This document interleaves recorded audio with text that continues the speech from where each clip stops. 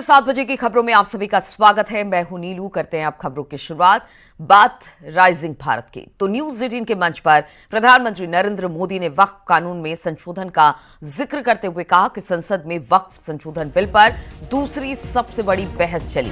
प्रधानमंत्री मोदी ने कहा कि लोकसभा और राज्यसभा में 16 घंटे तक बहस चली। उन्होंने कहा कि 75 साल में यह दूसरा मामला है जिस पर इतने लंबे समय तक बहस चली। ये भारत के लोकतंत्र का परिचायक है। प्रधानमंत्री मोदी ने वक्फ कानून की तारीफ की और उसका विरोध करने वालों पर जमकर हमला किया। प्रधानमंत्री ने वक्फ कानून के फायदे भी गिनवाए।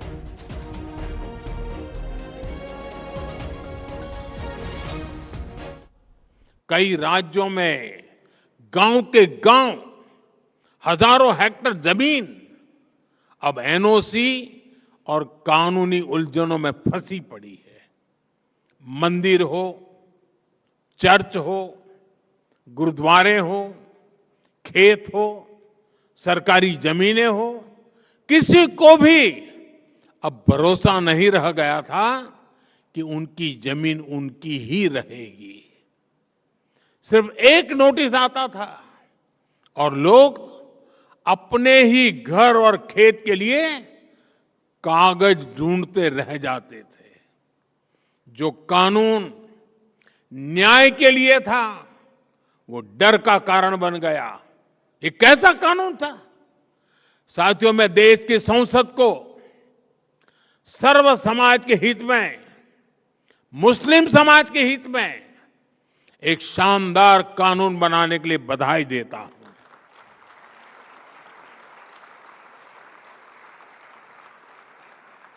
अब वक्फ की पवित्र भावना की भी रक्षा होगी और गरीब, पसमानदा मुसलमान, महिला, बच्चे सबके हक भी महफूज रहेंगे। वक्फ बिल पर हुई बहस हमारे संसदीय इतिहास की दूसरी सबसे लंबी डिबेट थी। 75 साल में दूसरी सबसे लंबी डिबेट। इस बिल को लेकर दोनों सदनों को मिलाकर 16 घंटे चर्चा हुई। जेपीसी की 38 बैठकें हुई, 128 घंटे चर्चा हुई। देश भर से लगभग 1 करोड़ ऑनलाइन सुझाव आए। ये दिखाता है कि आज भारत में लोकतंत्र सिर्फ संसद की 4 दीवारों तक सीमित नहीं है। हमारा लोकतंत्र जन भागीदारी से और अधिक मजबूत हो रहा है। और प्रधानमंत्री नरेंद्र मोदी ने कहा कि वक्फ कानून में संशोधन सामाजिक न्याय की दिशा में उठाया गया एक बड़ा कदम है।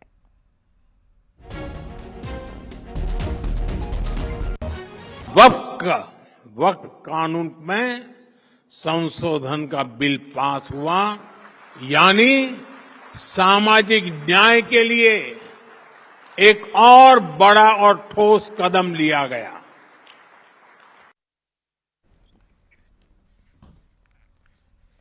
और राइजिंग भारत समिट में प्रधानमंत्री मोदी ने कहा कि अलग देश का विचार कुछ कट्टरपंथियों का था। यह विचार देश के सामान्य मुस्लिमों का नहीं था।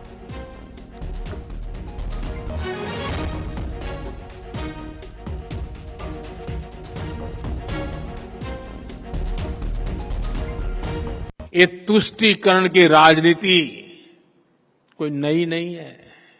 इसका बीज हमारे स्वतंत्रता संग्राम के समय ही बो दिया गया था। अब सोचिए, भारत से पहले, भारत के साथ साथ और हमारे बाद दुनिया में कई देश आजाद हुए, लेकिन कितने देश ऐसे हैं जिनकी आजादी की शर्त विभाजन थी? कितने देश हैं जो आजादी के साथ ही टूट गए? भारत के साथ ही ऐसा क्यों हुआ? क्योंकि उस समय राष्ट्र के हित से ऊपर सत्ता का मोह रख दिया गया।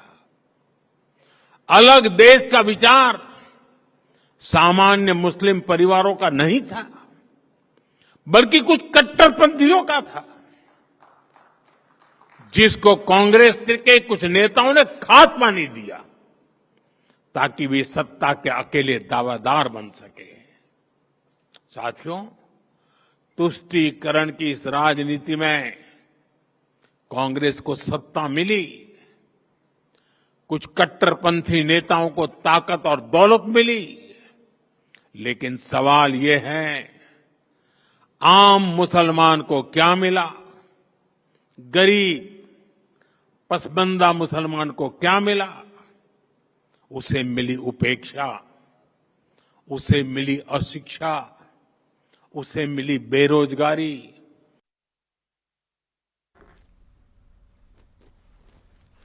वहीं इस पर कांग्रेस प्रवक्ता अंशु अवस्थी ने इस पर कहा क्या, वो जरा सुनिए। जो लोग दिन रात मुसलमानों को गाली देते हैं और जिस बीजेपी और आरएसएस के डीएनए में मुसलमानों से नफरत करना सिखाया जाता हो, वो अगर वक्फ का कानून बनाते हैं और वक्फ की तारीफ प्रधानमंत्री जी करते हैं, तो इस पर तो वही कहावत चरितार्थ होती है कि 100 चूहे खाकर बिल्ली चली हज करने। सच्चाई ये है कि दिन रात मुस्लिमों से नफरत करने वाले, लगातार देश में समाज को बांटने वाले, जहर घोलने वाले यदि वक्फ के कानून को लेकर चिंतित हैं, तो उसके पीछे उनका कारण अपने उद्योगपति मित्रों का जो उनका किया वादा है जमीनें देने का, वो छिपा हुआ है। पहले किसानों की जमीनें देना चाहते थे, अब काले कानून पर किसानों ने आंदोलन किया, 700 किसानों की जान गई, अब वो जमीनें नहीं दे पाए, तो वो वक्फ की जमीनों को हथियाकर अपने उद्योगपति मित्रों को देना चाहते हैं। ये भाजपा का सिर्फ और सिर्फ ढोंग है। वक्फ कानून पूरी तरीके से असंवैधानिक है, जिसके लिए गठित जेपीसी के सदस्यों को बर्खास्त किया गया। इतिहास में पहली बार भारत में हुआ कि जेपीसी के सदस्यों को भी बाहर किया गया, क्योंकि वो इस कानून के खिलाफ थे। भारतीय जनता पार्टी और प्रधानमंत्री जी चाहे जितनी तारीफ करें, वो समाज जानता है जिसके लिए वो कानून बनाकर लाए हैं। बीजेपी का ये ढकोसला छिपा नहीं है किसी से। वहीं एसपी प्रवक्ता फखरुल हसन की भी प्रतिक्रिया सामने आई है। देखिए, प्रधानमंत्री जी जब ये कहते हैं कि वक्त संशोधन बिल का विरोध विपक्ष इसलिए कर रहा है क्योंकि वो तुष्टीकरण की राजनीति कर रहे हैं, तो विपक्ष पूछना चाहता है, समाजवादी पार्टी पूछना चाहती है कि कौन लोग हैं जो दंगाइयों को कपड़े से पहचान लेते हैं। ये किसकी सरकार में लोग दूसरे धर्म स्थल पे दूसरों के झंडे लगा रहे हैं? आखिर ये किसकी सरकार में हो रहा है? भारतीय जनता पार्टी की सरकार का लोकतंत्र में, संविधान में भरोसा नहीं, विश्वास नहीं। विपक्ष इसलिए वक्त संशोधन बिल का विरोध कर रहा है क्योंकि जो अल्पसंख्यकों के अधिकार हैं, जो उनकी धार्मिक स्वतंत्रता है, जो उनके मौलिक अधिकार हैं, उनकी रक्षा करना है। और इस बात को जिनका देश के संविधान में विश्वास नहीं है, लोकतंत्र में विश्वास नहीं है, न्यायपालिका में विश्वास नहीं है, ऐसा दल इस बात को नहीं समझ सकता कि विपक्ष वक्त संशोधन बिल का विरोध आखिर क्यों कर रहा है। और प्रधानमंत्री मोदी ने न्यूज 18 के मंच पर वक्फ को लेकर बड़ा बयान दे दिया, जिसे लेकर बीजेपी प्रवक्ता शहजाद पूनावाला ने विपक्ष पर करारा प्रहार किया और कहा कि प्रधानमंत्री ने वक्फ संशोधन कानून को लेकर भड़काने वाली लॉबी और इकोसिस्टम को करारा जवाब दिया है। ये लोग सिर्फ तुष्टीकरण की राजनीति कर रहे हैं। प्रधानमंत्री नरेंद्र मोदी जी ने वक्फ के नाम पर भड़काने वाली लॉबी और इकोसिस्टम को करारा जवाब दिया है, आईना दिखाया है। वक्फ संशोधन कानून सामाजिक न्याय का कानून है। इससे गरीब, पसमानदा, बेवा, अनाथ, यतीम मुसलमानों को अधिकार मिलेगा वक्फ की प्रॉपर्टी पर, जिसको कुछ भूमाफियाओं ने खाने का काम किया था। वक्फ के संशोधन के कानून से संविधान की सुरक्षा होगी, मतलब जो अतिक्रमणकारी मानसिकता है कि किसी भी जमीन को डिक्लेयर कर दिया जाए, वो अब थमेगी।